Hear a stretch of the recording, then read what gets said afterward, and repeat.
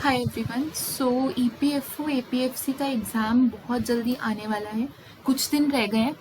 And यहाँ पर आपकी इंग्लिश की प्रिपरेशन को चेक करने के लिए मैं यहाँ पर 2021 का पेपर लेकर आई हूँ। इसके सॉल्यूशंस मैं ऑलरेडी अपलोड कर चुकी हूँ, बट उस वीडियो में हमने कोई एनालाइजेशन नहीं की थी, बस हमने क्वेश्चन सॉल्व किए थे एज इफ हमारे सामने पेपर आया एंड हम उसको कैसे एग्जाम टाइम में सॉल्व कर सकते हैं, कैसे दिमाग चला सकते हैं वो करें।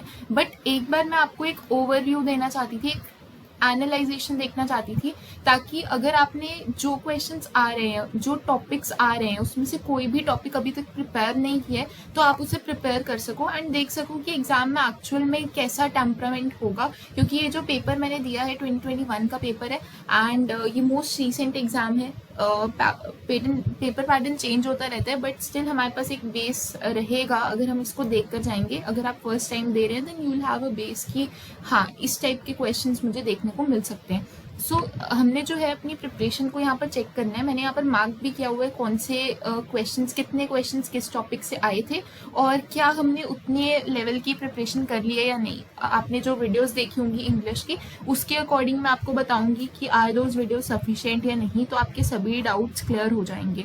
एंड जो एक एग्जाम सॉल्व करते हुए जो आपका पैटर्न होना चाहिए वो मैं बता देती हूँ। देखो, पार्ट ए में सबसे पहले जाती है आपको इंग्लिश मिलेगी एंड इंग्लिश के मैं बता दूं क्वेश्चन 1 से 6 ना सिनोनिम्स और एंटोनिम्स के। देखो, इनकी आगे पीछे रेशो इंक्रीज या डिक्रीज हो सकती है क्वेश्चन आने की, बट देखो यहाँ पर अगर तुम सोच के जा रहे हो कि फर्स्ट 3 क्वेश्चन तुम्हें सिनोनिम्स के मिलेंगे और फर्स्ट 3 एंड नेक्स्ट 3 तुम्हें एंटोनिम्स के मिलेंगे, तो ऐसा बिल्कुल भी नहीं है। तुम्हें मिक्स होकर मिलेगा, वो जानबूझ के किया जा रहा है ताकि तुम कंफ्यूज हो जाओ और गलत चीजें मार्क कर दो। देखो, सबसे पहले तो तुम्हें यहाँ पर ही सर्कल करना है। इस क्वेश्चन में इसने सिनोनिम पूछा है, फिर से सिनोनिम पूछ लिया एंड नेक्स्ट वाले में भी सिनोनिम पूछ लिया, बट फिर उसके बाद वो एंटोनिम एंड उसके बाद next antonym and then antonym पूछे। अभी जरूरी नहीं है कि हर क्वेश्चन में वो सिनोनिम एंटोनिम ऐसे देगा आपको, बट मार्क कर लेने ताकि आप कंफ्यूज नहीं हो, राइट।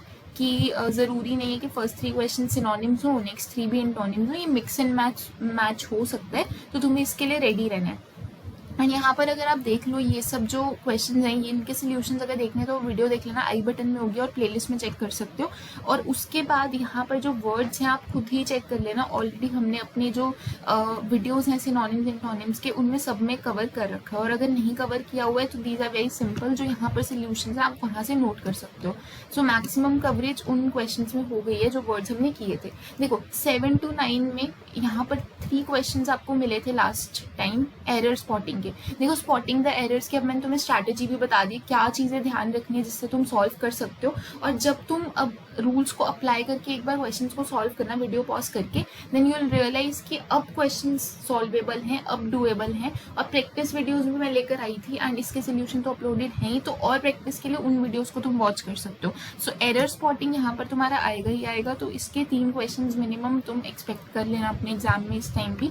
एंड नेक्स्ट जो 10 और 11 है वर्ड सब्सटीट्यूशन। देखो, वर्ड सब्सटीट्यूशन की वेटेज ज्यादा है, यहाँ पर सिर्फ 2 क्वेश्चन है, बट लास्ट में अभी मैं तुम्हें दिखाऊंगी पेपर के लास्ट में भी और 2-3 क्वेश्चन थे जो वर्ड सब्सटीट्यूशन से थे। और ये टॉपिक मैंने ऑलरेडी अपनी वीडियोज में कवर करवा दिया है। 2 वीडियोज आई थी जिसकी 1 शॉट भी मैं अपलोड कर दूंगी अलग से, भी पार्ट 1 एंड पार्ट 2 वीडियो पड़ी हुई है, तो तुम जाकर फटाफट देख लो उसको। बहुत सारी कवरेज, एक्सटेंसिव कवरेज है उसमें, एंड ये एक बार कर लोगे तो तुम्हारा कॉन्फिडेंस बन जाएगा इन क्वेश्चन को सॉल्व करने का भी। और खुद से एक बार कर लेना अगर तुमने वीडियो नहीं देखी है वाली ऑलरेडी जिसमें इसके सोल्यूशन हैं।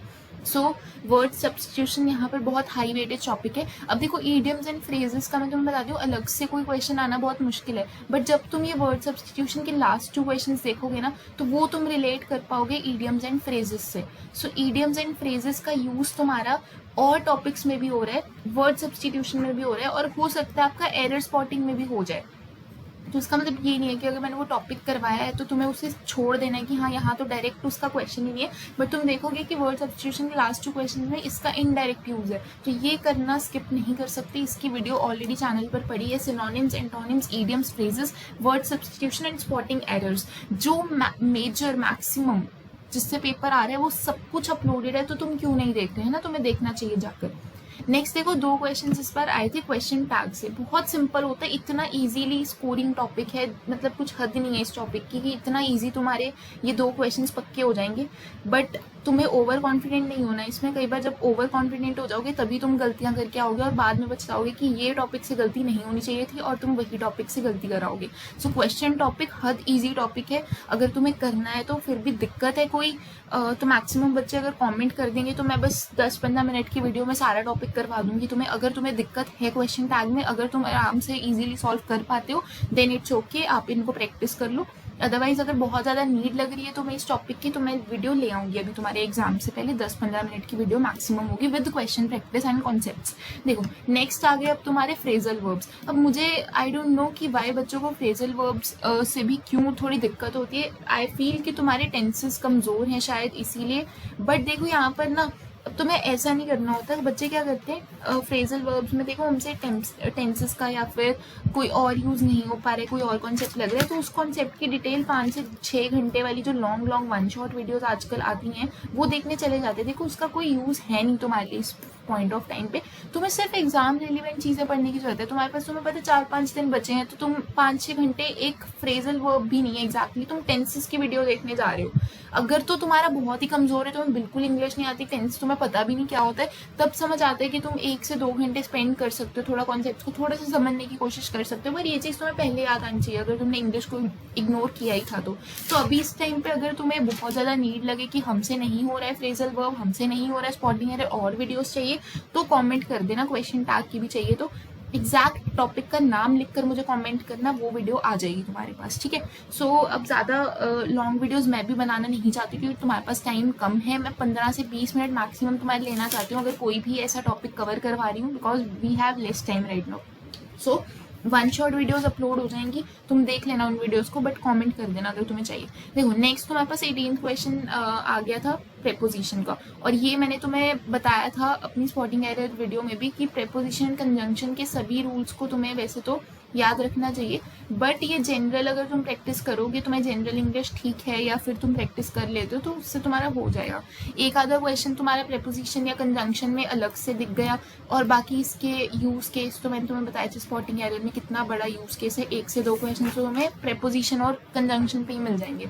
सो तुम्हारा ये टॉपिक प्रिपेयर होना वैसे इंपॉर्टेंट है, ठीक है। देखो अब इसकी अलग वीडियो लाने का कोई फायदा नहीं है, वो बिल्कुल छोटे बच्चों वाला ऑन ऑफ वाला हो जाएगा। तो तुम जो मेरी वीडियोस देख रहे हो ना स्पॉटिंग एरर वाली या फिर ये PYQs वाली, इनको देखते चलो, इसमें सारा कॉन्सेप्ट ही कवर्ड है। तुम्हें कोई अलग से प्रेपोजिशन कंजंक्शन की 5-6 घंटे वाली लॉन्ग वीडियोस देखने की कोई जरूरत पड़ेगी ही नहीं। जितना करवा रही हूँ मैंने आपको पहले ही बोला था, आपको एक सोर्स पर ट्रस्ट करना है, एक टीचर पर ट्रस्ट करना है। अगर आपके पास ट्रस्ट है देन आपकी of course you reach that, but otherwise अगर आप मल्टीपल चीज़ों को, मल्टीपल रिसोर्सेज को स्पेशली इस 5-6 दिन के टाइम में यूज़ करोगे देन जो आपने जितना पढ़ा है उतना भी आपका काम खराब हो सकता है। सो रिविजन पर फोकस करो, आपको रिवाइज करना चाहिए। और वीडियोस देख सकते हो, वीडियोस में कोई दिक्कत नहीं होगी। वीडियोस हमने जो बनाई है वो रिविजन के लिए बनाई है, ऐसे नहीं कि फर्स्ट टाइम बनाई। फर्स्ट टाइम के लिए it is our first time also, अगर आप फर्स्ट टाइम भी पढ़ रहे हो, बट एग्जैक्टली रिविजन बेसिक की अगर कोई बच्चा फर्स्ट टाइम भी पढ़ रहा है तो उसका साथ में कॉन्सेप्ट रिवाइज हो जाए और क्वेश्चन प्रैक्टिस हो जाए। सो उस वजह से तुम्हारी वीडियोस बनी हुई है। देखो अब मैं जिन क्वेश्चन की बात करी थी 19th एंड 20, यहाँ पर देखो 19th question and 20th question. यहाँ पर देखो ह्यूमन सर्विस, अब ये तुम तभी कर पाओगे अगर तुम्हें थोड़ा भी आइडिया इडियम्स एंड फ्रेजेस का, है ना। उसके बाद है क्राई ओवर द स्प्लिट मिल, ये भी सिंपल है, ये तुम्हारा ईडियम है।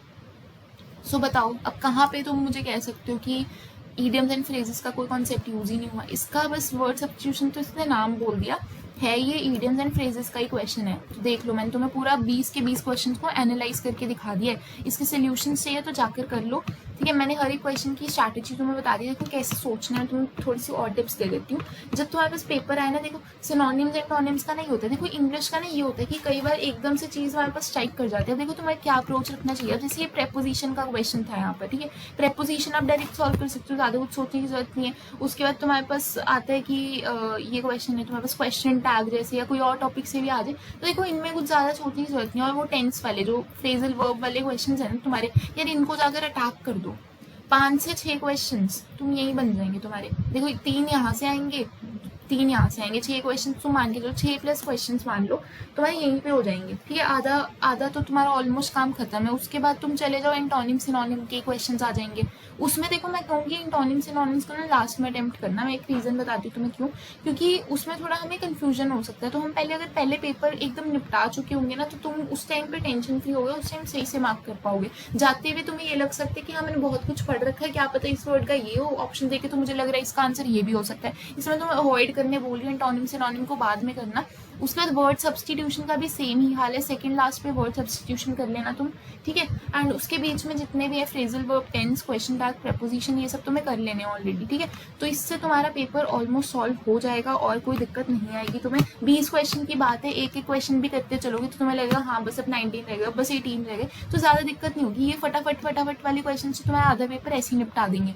सो बस यही करना और ज़्यादा टेंशन नहीं लेनी है। इतना ज़्यादा तुम्हें अपनी तैयारी पर you should be proud on yourself and you should be मतलब कॉन्फिडेंट ऑन योरसेल्फ कि तुमने जितना पढ़ लिया उतना इनफ है। एंड बस दिमाग लगाओ वहाँ पर, ओपन प्रेजेंस ऑफ माइंड रखनी है एंड तुम्हारे क्वेश्चन सॉल्व हो जाएंगे।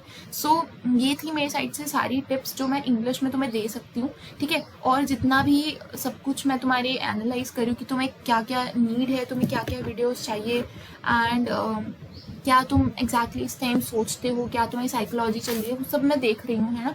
एंड उसी के अकॉर्डिंग ये वीडियोस आ रही हैं। सो इन स्ट्रैटेजीज़ को फॉलो करो, अप्लाई करो। अगर मॉक टेस्ट दे रहे हो तो उनमें ये ज़रूर अप्लाई करके देखना। ये जो इंग्लिश का है स्पेशली मॉक टेस्ट में एक बार अप्लाई करके देख लो और अपने मार्क्स को इम्प्रूव होकर बताना कि हाँ हमारे मार्क्स इम्प्रूव हुए। So that is all for this time. And मैंने सभी प्लेलिस्ट को अटैच कर दिया होगा ऊपर एंड नीचे डिस्क्रिप्शन में भी होगा एंड वहाँ पर भी होगा तुम्हारे कमेंट सेक्शन में भी। सो वहाँ से जाकर तुम देख लेना सभी प्लेलिस्ट को एंड सभी वीडियोस को जो तुम्हारे लिए रेलिवेंट है। एंड एग्जाम के लिए all the best. I will see you all in the next video. Till then good bye.